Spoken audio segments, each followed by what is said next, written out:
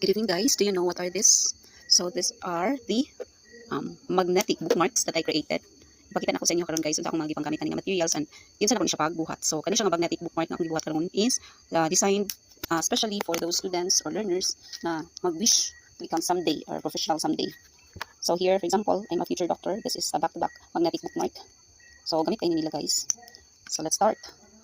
Kung ang gigamit na paper is the Novak print photo paper, glossy. I used the laminating film, the 125 microns, and of course our magnetic sheet para mapilit ang ato ang bookmark. So from that one, before di ko naka-print ko inan guys, mo na niya ako mga order no gikan sa mga students mo na ilang gusto someday. So I created the designs from Canva. I used the pro version of this Canva. So laylay ni guys na ay 37 ka job titles or ambitions in life. So na-press din ha. Then after that one, ako ni-download ang picture. Then ako din yun siyang di-paste o gi-arrange din sa publisher. So from the publisher, ako din siya gipang-arrange. Na. So naka-create ko pila ka slide.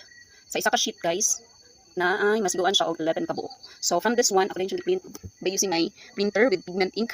So mana din ang output. Kada ako nipakita ganina nga photo paper. Then ako din yun siyang i-cut. Kaya ano, ano akong sample. Nawala akong sample guys. This one, for example, this one. So, ikat na din siya, no? After na makat, ako din siya isulod sa laminating sheet. So, once na nasulod na siya, arrange siya balik sa laminating sheet. This one. Ako na din siyang i-laminate sa laminating film using the hot laminating, laminating machine di ay. So, mag-sample tawag isa guys ha. This one. Mag-wait lang sa tanga, mahimo na siya og hot. Mag-green ang hot. Very dim kaayo ang ako, ang ano kayong light. Dilikid kaayo, sigang light tali guys. Iganahan lang kayo ko sa akong mga bookmark kay. Mag-keep kayo sila. Iganan kayo mga students ani. Pero kamo basi gusto mo magpabuhat og bookmark para kayo ni siya just message or page. Pwede po magbuhat ako mga different professions sa side ani mga students, pwede po mga sayings, mga Bible quotes o mga bisan unsa pa. Busy lang gyud ang life. So nara ako ang gihimo ng isa lang sa kabuok. Pero pwede actually pwede ra gud siya nga makuha na.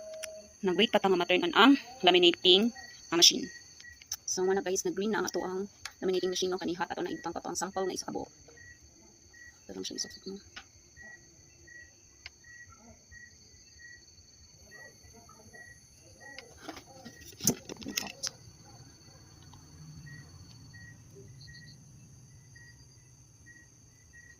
Tadang!